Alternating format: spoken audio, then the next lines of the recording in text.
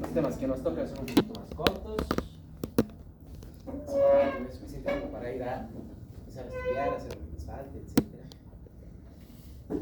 Vamos a ver ahora lo que viene a ser el sistema urinario, empezando propiamente con la función y la anatomía a nivel de lo que vienen a ser los riñones.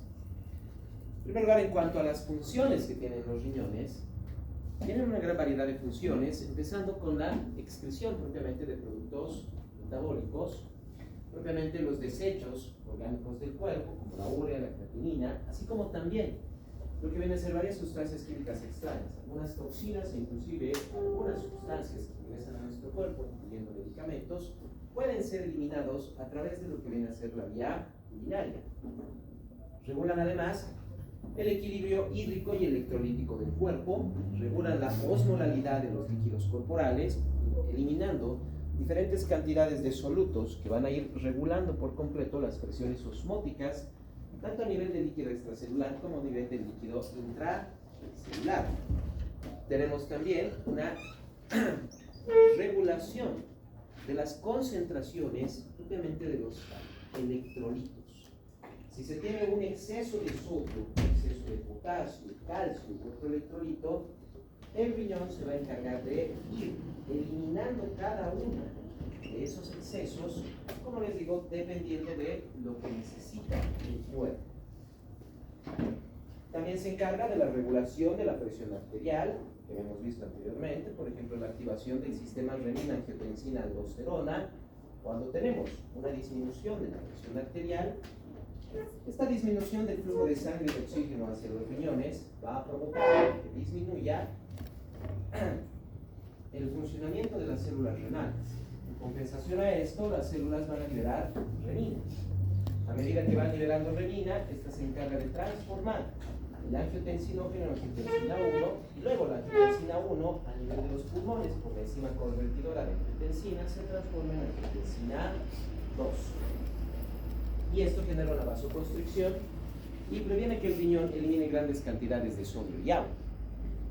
Más bien, cuando sube la presión, se detiene este sistema y los riñones eliminarán grandes cantidades de sodio y agua para bajar el volumen sanguíneo e ir regulando de esta manera la presión arterial.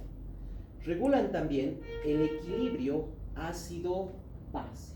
Quiere decir, van regulando el pH del torrente sanguíneo de los líquidos corporales, eliminando ya sea hidrogeniones o bicarbonato, dependiendo de las necesidades que tenga el cuerpo en ese momento.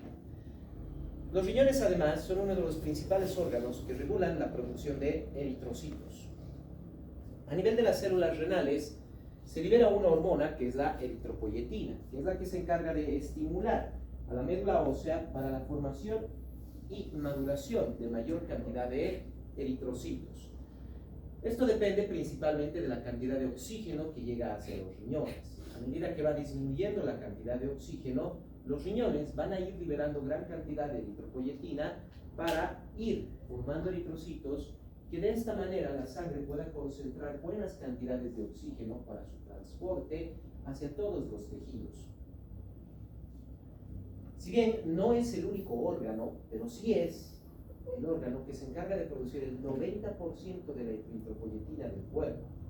Por esa razón, cuando se tiene una patología renal crónica, una insuficiencia renal, no solo vamos a tener una alteración hidroelectrolítica, alteración del equilibrio ácido-base y de la presión, sino que los pacientes con insuficiencia renal crónica incluso llegan a tener anemia por la disminución en la producción de eritrocitos. También están encargados de la secreción, metabolismo y excreción de hormonas. La renina, así como otras sustancias, no necesariamente solo tienen que ser enzimas. El riñón puede liberar hormonas como la eritropoyetina, se encarga además de la regulación y la activación de la vitamina D para poder controlar los niveles de calcio a nivel del torrente sanguíneo. Es decir, que el riñón es uno de los órganos encargados de la activación de la vitamina D y esta tiene funciones sobre la regulación de lo que viene a ser los niveles de calcio en la sangre, la absorción intestinal de calcio y en cierta medida también lo que vienen a ser los niveles de calcio que van a ser depositados a nivel de los huesos. también el riñón se encarga de generar lo que es la gluconeogenia, la formación de glucosa a partir de aminoácidos o ácidos grasos. Si bien el hígado va a ser el principal órgano que produce gluconeogenia, pero el riñón también puede producir grandes cantidades de glucosa a partir de aminoácidos o de ácidos grasos. De esta manera, dando también suficiente energía al cuerpo en lo que viene a ser propiamente las necesidades metabólicas celulares. Estamos viendo entonces una gran variedad de funciones que tiene el riñón, que están reguladas principalmente sobre sus propias funciones por el flujo sanguíneo que tiene el riñón. Estamos viendo que el riñón entonces es uno de los principales órganos que se encargan de regular la homeostasia corporal. Por eso cualquier alteración a nivel del riñón puede provocar grandes alteraciones en el funcionamiento del cuerpo. La insuficiencia renal, ya sea aguda o crónica, nos puede alterar por completo la presión, los líquidos, la homeostasia, el equilibrio ácido-base, e inclusive la formación de eritrocitos, e incluso la eliminación de algunas sustancias. Como el riñón se encarga de eliminar una gran variedad de toxinas, sustancias metabólicas, la insuficiencia renal puede provocar que dentro del cuerpo se acumulen grandes cantidades de estas toxinas, sustancias metabólicas, como la urea o la creatinina, así como también la eliminación de algunas hormonas o incluso toxinas o fármacos que ingresen a nuestro cuerpo. No solo la eliminación de las sustancias tóxicas que se producen por el metabolismo celular. Esto lo hacen los riñones dentro de su propia estructura. Pequeño repaso de lo que va a ser la anatomía fisiológica de los riñones. No nos olvidemos que son dos órganos con forma de alveola de haba, otros textos también. Tienen aproximadamente unos 10 a 12 centímetros de longitud. Se encuentran en la parte posterior superior del abdomen, más o menos a la altura de entre L2 hasta, desde la altura más o menos desde L2 hasta más o menos L4, L5. Son órganos retroperitoneales rodeados principalmente por una cápsula renal dividida en dos, una cápsula adiposa y una cápsula fibrosa.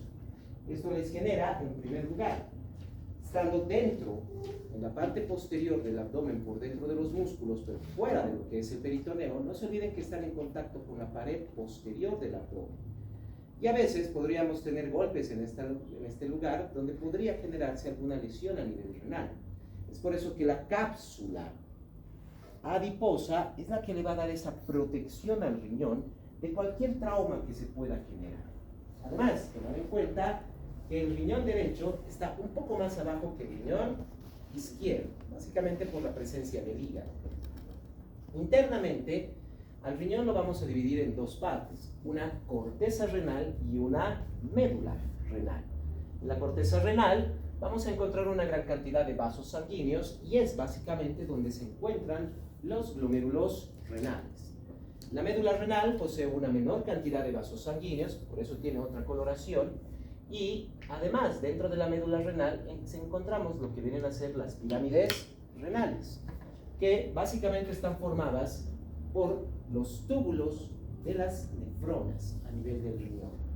Cada una de las pirámides en sus vértices van a drenar propiamente a nivel de lo que viene a ser el sistema pielocalicial, empezando con las papilas, las cuales van a drenar a nivel de los cálices menores, que luego se van a unir formando los cálices mayores, los cuales van a terminar formando lo que viene a ser la pelvis renal, y a partir de esta se genera el uréter para transportar la orina hasta la vejiga urinaria, y luego viene la uretra para expulsar la orina hacia el exterior. Esta estructura del riñón le permite poder manejar una gran cantidad de flujo sanguíneo. El riñón en promedio tendrá más o menos un 22% del gasto cardíaco. Estamos hablando de más o menos unos 1100 ml por minuto. Es un poco más de 1 litro de sangre que pasa por minuto a través de los riñones para poder ir generando cada una de estas funciones sobre la homeostasia. La arteria renal es la arteria que se va a encargar de transportar la sangre a los riñones. Ya sabemos que estas dentro del riñón ingresan a través del ilio renal o la pelvis renal y van a empezar a dividirse, formando las arterias interlobulares para luego llegar a las arterias acinares que van a ingresar entre las pirámides renales hasta la corteza renal, donde van a empezar a generar los capilares que en la corteza renal van a empezar a envolver tanto la parte de las nefronas que está en la corteza, principalmente los túbulos contorneados, y principalmente formando los glomérulos. Una vez que se ha formado el glomérulo, luego vamos a tener sus arterias aferentes que van a empezar a moverse alrededor de lo que vienen a ser el resto de los túbulos renales, luego formando la vena riñón y drenando toda la sangre a nivel de la vena renal. Una característica que vamos a encontrar dentro del riñón es que si bien su unidad estructural es la célula renal, la unidad funcional del riñón es la nefrona, conformada por vasos sanguíneos, túbulos renales. Cada una va a tener una función distinta dependiendo de en qué porción se encuentre. A nivel de la corteza renal, como les decía hace un momento, es donde encontramos principalmente una gran cantidad de vasos sanguíneos y donde se encuentran los glomérulos renales. De esta manera, dependiendo de en qué nivel se encuentra el glomérulo, podemos tener dos tipos de nefronas: las nefronas corticales y las nefronas yuxtamedulares. Lo que vienen a ser propiamente las nefronas corticales son aquellas nefronas cuyos glomérulos se encuentran en cualquier parte de la estructura de lo que viene a ser la corteza renal, mientras que las nefronas yuxtamedulares son las nefronas cuyos glomérulos se encuentran justo en el límite entre la corteza y la médula renal, sin ingresar propiamente a la médula renal. Por eso se las conoce como yuxtamedulares. No se olviden que el término yuxta significa límite o al lado del límite. Entonces, estas nefronas van a tener sus glomérulos justo al lado de los límites entre lo que es la corteza y la médula renal. No solo la posición del glomérulo nos identifica cada nefrona cortical y yuxtamedular, sino también las longitudes de los túbulos renales. Las nefronas corticales, tanto los túbulos contorneados distal y proximal, son casi similares a las yuxtamedulares. El asa de Endre es lo que genera una mayor diferenciación. Las asas de Endre de las nefronas corticales son mucho más cortas y de hecho su porción delgada solo ingresa levemente dentro de la médula renal. En cambio, las nefronas yuxtamedulares van a poseer una asa de Endre mucho más larga, en la cual sus porciones delgadas ingresan casi en toda la profundidad de la médula renal, dentro de todo lo que viene a ser la pirámide renal. Incluso llegan cerca de lo que van a ser las papilas a nivel de las vértices de las pirámides renales. Tanto las nefronas corticales como yuxtamedulares, sus conductos luego van a empezar a reunirse en lo que vienen a ser los conductos colectores, que igual vamos a tener el túbulo colector cortical y el túbulo colector medular. A nivel de los túbulos colectores se puede generar también ciertas modificaciones de lo que viene a ser la orina dependiendo de las necesidades corporales. Los conductos colectores, que ya son las porciones finales, ahí ya no vamos a tener ningún proceso de absorción o de secreción. Aquí ya tenemos formada propiamente la orina, que luego va a ir pasando a través de las papilas hacia los cálices menores, luego a los cálices mayores, para luego drenar a nivel de la pelvis renal y comenzar su recorrido por los uréteres hasta la vejiga urinaria, donde va a almacenarse la orina hasta que ésta sea expulsada hacia el exterior. A medida que va fluyendo la orina a través de los uréteres, van descendiendo. No nos olvidemos que el uréter tiene más o menos un diámetro de alrededor de 6 milímetros de diámetro. También siguen siendo órganos retroperitoneales, excepto en su tercio posterior, donde ingresan un poco dentro del peritoneo para poder ingresar a nivel de lo que viene a ser la vejiga, justo en el punto conocido como el trígono vesical, una zona triangular delimitada por lo que viene a ser propiamente el ingreso de los dos uréteres dentro de la vejiga, así como también lo que viene a ser la salida hacia la uretra. Entonces, en la parte inferior vamos a tener la entrada de los uréteres y aquí tenemos la salida de la uretra, formando esta zona triangular conocida como el trígono vesical, que internamente la podemos diferenciar dentro de la vejiga, principalmente porque el área del trígono vesical es una zona donde vamos a tener un epitelio completamente liso, no hay pliegues. El resto de la vejiga, su epitelio, presenta pliegues, porque la vejiga puede distenderse, así como también contraerse. Y a medida que va contrayéndose, la mucosa interna, el epitelio interno de la vejiga va replegándose, formando estos pliegues que no los vemos a nivel del trígono vesical. Otra característica, además del ingreso de los uréteres hacia lo que viene a ser la vejiga, es que no ingresan directamente en forma recta dentro de la vejiga. Los uréteres no van a ingresar de esta manera, sino que los uréteres ingresan a nivel de lo que viene a ser la vejiga en un sentido oblicuo. Quiere decir que los uréteres van a ingresar en diagonal a nivel de lo que viene a ser la pared de la vejiga. Esto para ir generando una válvula vesical solo por la musculatura de la vejiga. A medida que va llenándose de orina, la presión va comprimiendo la parte interna, haciendo que se cierre contra la entrada del uréter. De esta manera, determina que a medida que va pasando la orina del uréter a la vejiga, a medida que ésta va llenándose de orina, va presionando y va cerrando el espacio, evitando que ingrese demasiada orina cuando la vejiga ya se encuentra con su capacidad máxima. Otra característica además que tiene la vejiga es que generalmente esta se encuentra completamente inhibida, se encuentra relajada, lo que le permite acumular grandes cantidades de orina. Una vez que se genera la micción, esta va a contraerse, tenemos el músculo detrusor, quiere decir el músculo liso de la vejiga, que va a empezar a comprimir la parte interna, generando presión sobre la orina para que esta leva pueda salir al exterior, a través propiamente de lo que viene a ser la uretra. Ahí vamos a tener una diferencia anatómica entre la uretra femenina y la uretra masculina. Ustedes ya saben, la uretra femenina tiene una longitud de aproximadamente 3 a 5 centímetros, dependiendo del tamaño de la persona, mientras que la uretra masculina puede llegar a tener una longitud de hasta 15, inclusive hasta 20 centímetros de longitud. La uretra femenina es solo una pequeña sección de 3 a 4 centímetros.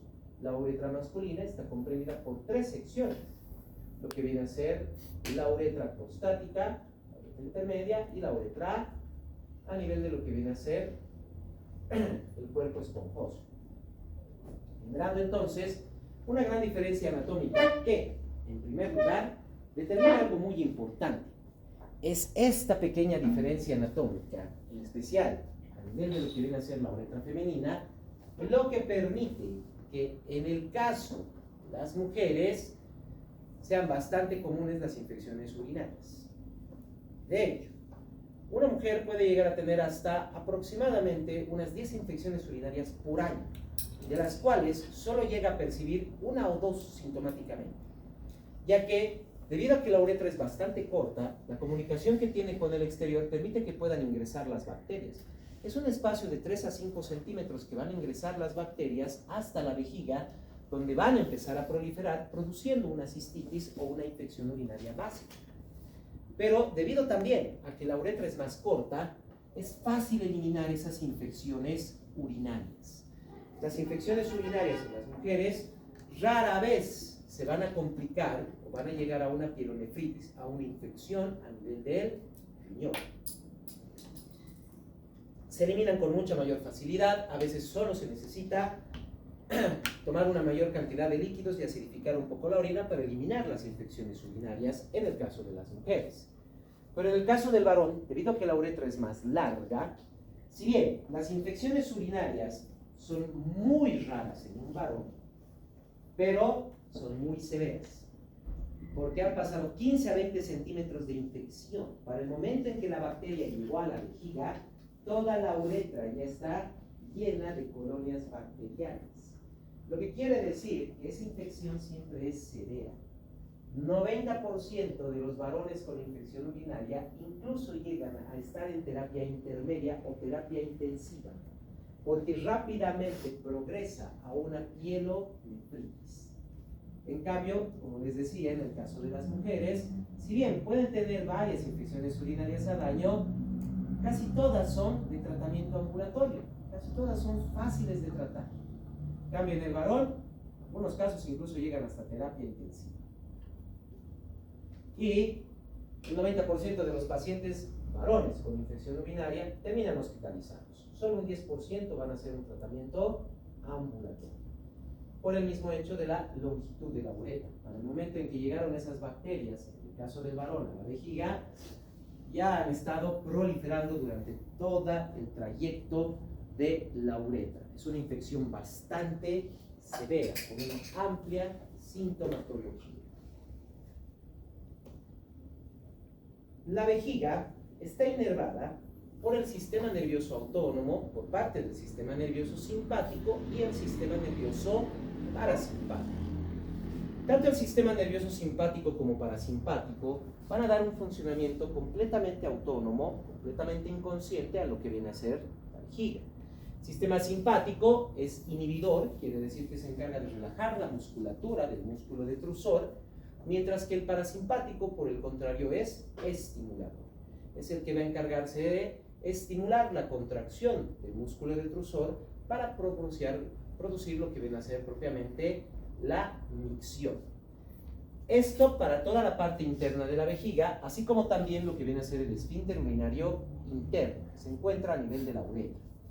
El esfínter urinario externo, por otro lado, es un músculo completamente voluntario, controlado a través de lo que viene a ser el nervio pudendo, que como ustedes saben es el principal nervio que inerva el piso pélvico.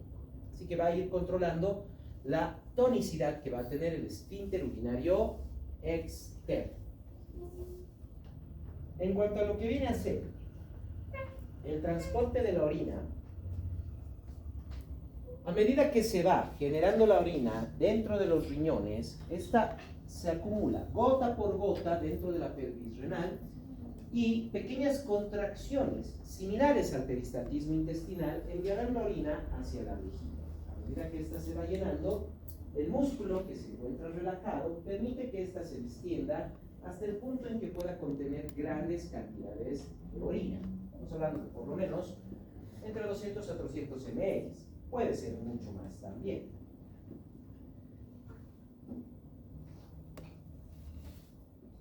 Cuando pasa alguna sustancia en mayor cantidad, ya sea orina misma o inclusive electrolitos dentro del uréter, puede empezar a formarse también cristales en el mismo, generando una sensación de dolor a nivel de los uréteres, no solo por la presencia de los cristales, sino también por la distensión, por la acumulación de orina dentro de ellos, generando un reflejo que se conoce como el reflejo ureterorenal.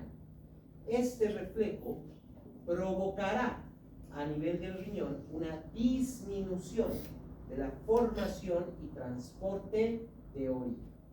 Lo que quiere decir que, por ejemplo, en infecciones urinarias, en lo que viene a ser también la formación de cálculos urinarios, puede generarse una disminución de la formación de la orina, disminuyendo las funciones renales.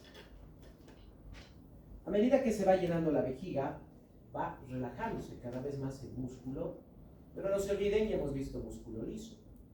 A medida que se va distendiendo, se van abriendo los canales iónicos, principalmente los de calcio, lo que induce la contracción del músculo liso, generando entonces una presión sobre la vejiga, principalmente a nivel interno sobre la orina, para generar propiamente la micción.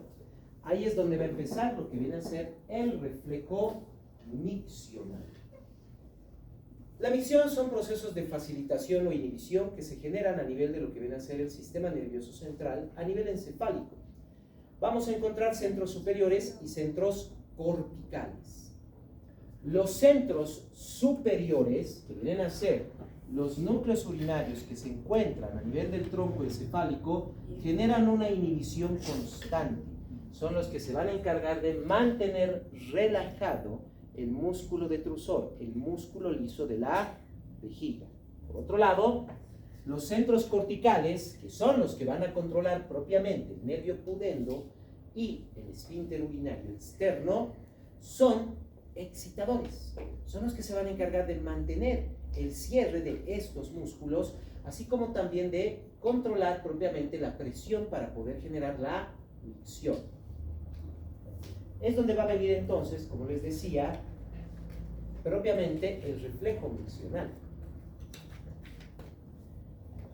A medida que se va distendiendo la vejiga, esa señal sensitiva de distensión va a llegar al sistema nervioso central a través de los nervios autónomos, simpático y parasimpático.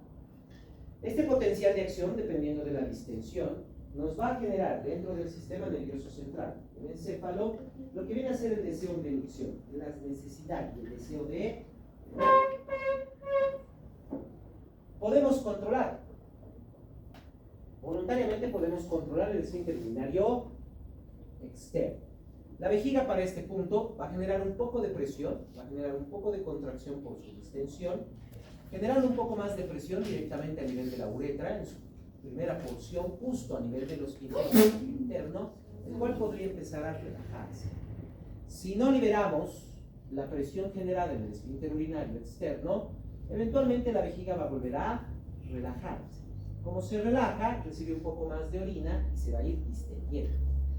Al distenderse, esta vez, como tiene un poco más de contenido, se distiende un poco más, haciendo que el reflejo sensitivo, el potencial de acción que se va a generar por la distensión de la vejiga, sea cada vez mayor.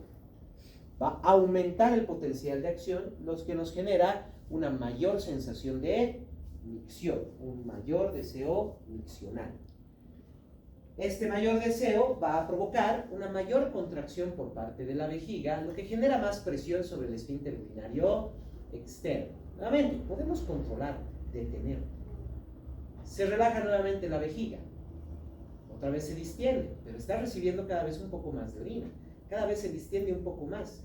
Como se distiende un poco más, el potencial de acción sensitivo se hace cada vez más fuerte, haciendo que el deseo miccional se vuelva cada vez más intenso. Llegando al punto que inclusive podrían llegar solo a pensar en eso, e inclusive les puede producir hasta transpiración, por el potencial de acción tan severo que se está generando.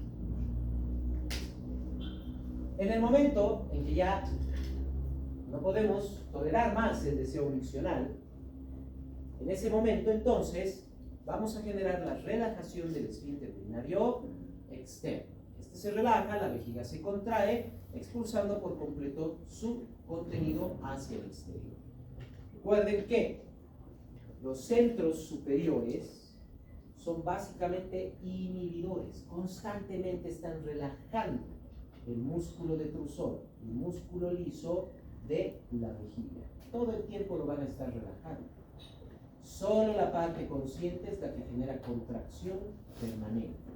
Porque a medida que se distiende el músculo, va a contraerse, pero luego vuelve a relajarse. No mantiene una contracción en gran cantidad o por largos periodos de tiempo. En cambio, es la parte consciente, los centros corticales, los que sí van a contraer fácilmente la vejiga y mantenerla contraída por largos periodos de tiempo. Eso es propiamente lo que viene a ser el reflejo miccional, que viene a ser propiamente la función que nos permite controlar y regular la micción. Pueden haber alteraciones con respecto a esta función. Tenemos tres, lo que viene a ser la atonía e incontinencia urinaria, el automatismo vesical, así como también la vejiga neurógena. En lo que viene a ser la atonía e incontinencia vesical, estamos hablando principalmente de una destrucción sensitiva. ya sea directamente a nivel de la vejiga, se han perdido los receptores sensitivos o hay un corte de los nervios. Están funcionando los receptores, pero la señal sensitiva no llega al sistema nervioso porque se han cortado los nervios por alguna lesión, un trauma. Entonces, ¿qué vamos a tener? Como ya no genera una señal de distensión, los centros superiores mantienen una inhibición permanente del músculo detrusor. Este queda completa y totalmente relajado, sin la capacidad de poder contraerse. Porque ya no tenemos esa señal sensitiva que era la que permitía que se contrajera. Así que la vejiga está completamente relajada. Va a recibir grandes cantidades de orina y puede acumular grandes cantidades de orina. A eso se conoce como atonía. Ya no hay contracción. Su músculo está completamente relajado. Podríamos decir inclusive al punto de parálisis. Así que la vejiga se distiende llenándose de orina. Y ahí es donde va a venir la incontinencia. Va a haber un punto en que la vejiga ya no va a poder distenderse más. Hay un límite para su distensión. Y cuando llegue a ese punto límite, cualquier pequeña cantidad de orina que ingrese o presión que se pueda generar sobre la vejiga, por ejemplo al sentarnos, esa pequeña presión va a provocar que rebalse un poco de orina, que salga un poco de orina al exterior, solo porque ya no tiene dónde almacenarse. Ese rebalse se conoce como incontinencia urinaria. Entonces, aquí tenemos un paciente cuya vejiga está completamente relajada, llena de orina, y solo pequeñas cantidades van a ser expulsadas al exterior en forma de goteos constantes. Eso es propiamente la atonía e incontinencia urinaria. Podemos tener también el automatismo vesical. Esto se produce cuando hay un corte tanto sensitivo como motor a nivel de la vejiga. Entonces la vejiga deja de tener la inhibición constante del sistema nervioso central y va a funcionar de forma automática. En otras palabras, ya no tiene ningún control.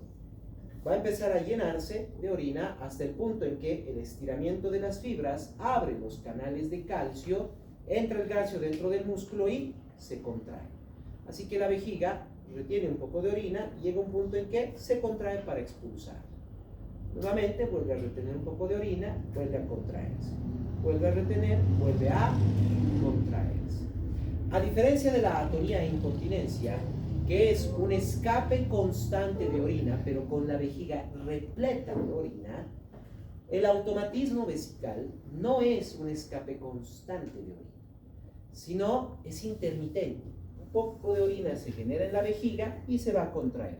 Esto puede ser cada 2 horas, cada 4 horas, lo que quiere decir que el paciente, de igual manera, no controla propiamente la cantidad de orina que va a expulsar. La vejiga neurógena. En la vejiga neurógena, lo que se genera propiamente es corte del control inhibidor. En la atonía e incontinencia era una destrucción sensitiva que mantiene por completo relajada e inhibida a la vejiga, la cual se llena de orina y solo escapa un poco de orina por rebalse. En el caso de la vejiga neurógena, más bien es lo contrario. Se cortó el control inhibidor. La vejiga está constantemente contraída, tensa. Ya no acumula orina. La orina que llega inmediatamente será expulsada. Ya no acumula orina. En cualquiera de los 3 casos, tenemos una expulsión de orina inconsciente hacia el exterior. El paciente va a estar, probablemente podríamos decir en pacientes de tercera edad, incluso hasta con pañales, podría estar con sobras, etc. No hay un control del reflejo de la micción, se genera un escape de orina constante. No se olvide, en la atonía e incontinencia, vamos a tener una vejiga repleta de orina y la micción constante se genera por rebalse. En el automatismo vesical, la vejiga acumula pequeñas cantidades de orina y luego la va a expulsar. Tendríamos una micción intermitente, inconsciente, involuntaria, pero intermitente. Y en la vejiga neurógena es también una salida constante de orina, pero con la vejiga completamente contraída. No está acumulando nada de orina. Otra forma también que nos genera una diferencia entre la atonía y la vejiga neurógena es que en la atonía e incontinencia, como se acumula gran cantidad de orina dentro de la vejiga, es un caldo de cultivo para bacterias. La atonía e incontinencia nos puede provocar infecciones urinarias repetitivas. En cambio, en la vejiga neurógena, como no se acumula orina, no hay ese peligro de que se generen mayores infecciones urinarias.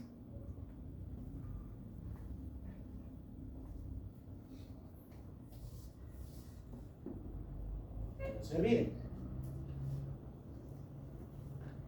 Los riñones lo que hacen es generar propiamente la orina. Esto es un proceso que se acumula, por lo que viene a ser dos funciones que se generan dentro de las nefronas. La primera es la filtración glomerular. A nivel de los glomérulos, los capilares que forman los glomérulos tienen una gran cantidad de espacios que permiten que salgan una mayor cantidad de sustancias de lo que viene a ser el espacio vascular hacia el exterior, con excepción de moléculas grandes y de células. No van a salir a través del filtrado, por ejemplo, células sanguíneas, tampoco proteínas porque son bastante grandes. Todo lo demás sí puede ser expulsado desde el espacio vascular hacia el exterior a través de los espacios que encontramos en los glomérulos renales. Estamos hablando de agua, electrolitos, vitaminas, minerales, inclusive aminoácidos, glucosa, una gran cantidad de sustancias que van a salir. A esto se conoce con el nombre de filtrado. Luego el filtrado tiene que pasar por los túbulos renales. Tiene que pasar propiamente por lo que viene a ser el túbulo contorneado proximal, el ADN, el túbulo contorneado distal, túbulos colectores. Dentro de ellos se va a producir lo que se conoce como aclaramiento tubular. El aclaramiento tubular son procesos de reabsorción y secreción tubulares. Quiere decir que desde la cápsula de Bowman hasta el túbulo colector medular o conducto colector, se va a generar un proceso de reabsorción. Estas células van a reabsorber todo lo que necesita el cuerpo del filtrado y podrían incluso secretar mayor cantidad de sustancias que no necesita el cuerpo, las pueden empezar a eliminar. Una vez terminado el proceso de aclaramiento, lo que queda dentro de los túbulos, que ya estamos a nivel de lo que vienen a ser propiamente los vértices de las pirámides renales, las papilas, etcétera, ahí ya vamos a tener lo que viene a ser la orina. Lo que quiere decir que dentro de los túbulos renales de la nefrona, principalmente lo que tenemos es el filtrado en proceso de aclaramiento. Una vez terminado el proceso de aclaramiento, lo que termina directamente a nivel del conducto colector, es ahí donde ya tenemos lo que se conoce como orina. Hay muchas sustancias que, dependiendo de las necesidades y de la forma en que se van a eliminar y excretar a través de la orina, podrían tener, por ejemplo, si solo fuera filtración, quiere decir que la sustancia solo sale a través del glomérulo, no se reabsorbe ni se excreta. Hay sustancias que solo llegan a filtrarse. Podemos tener sustancias que tengan filtración y reabsorción parcial. Quiere decir que sale a través de filtrado y parte de la sustancia va a ingresar nuevamente al torrente sanguíneo. Una pequeña cantidad solo va a ser expulsada. Podríamos tener filtración y reabsorción completa. No vamos a encontrar rastros de la sustancia a nivel de la orina. ¿Por qué? Porque se filtra y se reabsorbe por completo. Un ejemplo de una sustancia que tiene filtración y reabsorción completa, la glucosa. En condiciones normales se puede reabsorber hasta 180 miligramos por decilitro de glucosa. Quiere decir que en condiciones normales no debería haber presencia de glucosa en la orina. En cambio, si se genera más de 180 miligramos por decilitro de glucosa en la sangre, supera por completo la capacidad de reabsorción de los túbulos renales. Entonces deja de tener una reabsorción completa y más bien es una reabsorción parcial. ¿Qué quiere decir? La presencia de glucosa en la orina nos indica que la persona estaba con más de 180 miligramos por decilitro de glucosa en la sangre. En otras palabras, eso es indicativo de diabetes. No debería estar a más de 180. Solo sube más de esos niveles después del alimento. Pero en una orina, después de 6 a 8 horas de sueño, de no comer nada, no debería haber. Y si encontramos glucosa, es porque estuvo a más de 180 miligramos por decilitro. Lo mismo podríamos decir que pasa con algunos aminoácidos. Se reabsorben por completo. La presencia es porque han salido demasiados aminoácidos y no han podido reabsorberse. También tenemos sustancias que no solo se filtran, sino que también se secretan. Son eliminadas por completo del torrente sanguíneo. Ha filtrado y lo que ha quedado, que no ha podido filtrar, va a ser excretado. En ese caso podemos tener, por ejemplo, una gran variedad de productos metabólicos, como lo que vienen a ser los metabolismos de hormonas, que en el torrente sanguíneo son eliminados por completo, ya que si bien se filtran, pero también pueden excretarse, dependiendo de la necesidad que tenga el cuerpo. Estos son los procesos de filtración y aclaramiento que van a ir formando constantemente la orina. ¿Alguna duda que tengan? Como les dije, es un tema un poco más corto. Anteriormente este tema estaba unido en el texto junto con lo que tiene que ver, con lo que tendremos que ver la próxima clase, que es filtrado glomerular. Pero en las nuevas ediciones lo han cortado a la mitad, sin aumentar nada más. Así que se ha vuelto un tema un poco más corto. ¿Dudas? ¿Preguntas?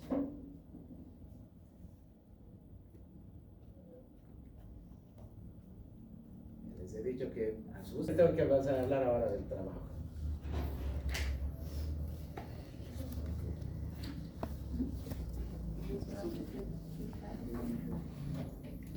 Lo que van a hacer es simple para los que vienen a hacer el trabajo que tienen que presentar.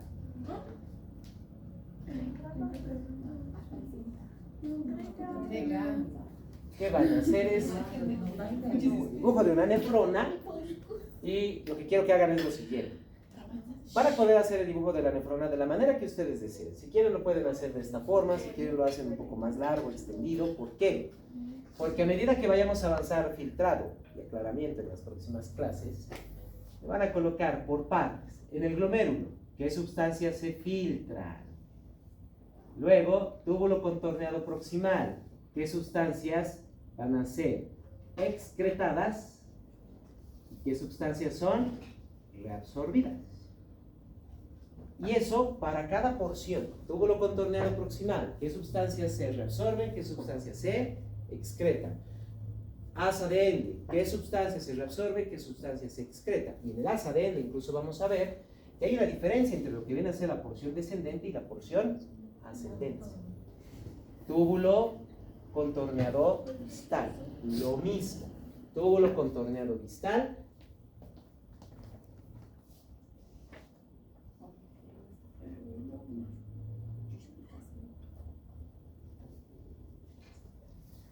Túbulo contorneado distal, lo mismo. ¿Qué sustancias se reabsorben? ¿Qué sustancias se excretan?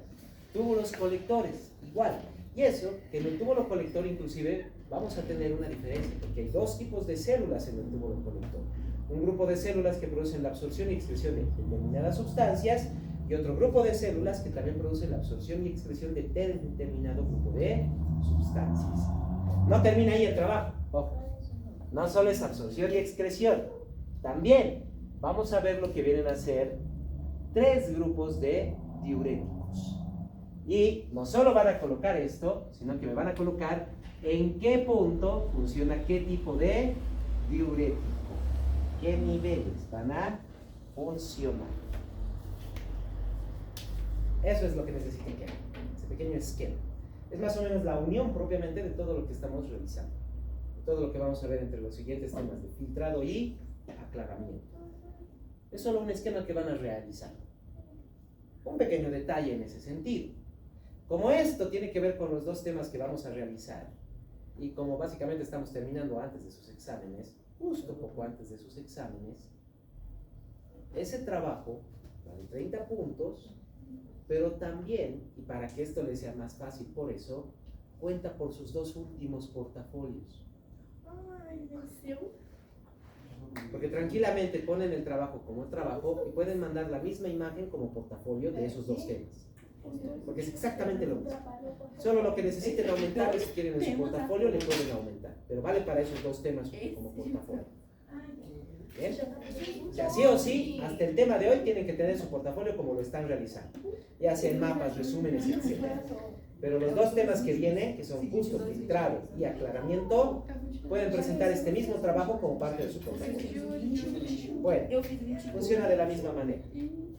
Ahora, si hay alguien que quiera hacer igual resumen y demás para portafolio, que lo haga. Pero si no, puede presentar esto también. No hay problema. ¿Alguna duda? Fecha de entrega. Ya saben que los trabajos se entregan directamente hasta el día del examen. ¿O quieren que les diga hasta el último día de clases? No, no, no. É dia 22. Hasta el día del examen. Hasta el día del examen. Sí, el trabajo final, ese trabajo sí, me lo tienen que presentar antes de su examen. Porque terminan las clases antes de eso. Así que, es decir, el trabajo final sí me lo van a tener que entregar el último día de clases. Porque el examen es justo la semana después de que terminamos. ¿Dudas, preguntas? Ai, que legal. Bien.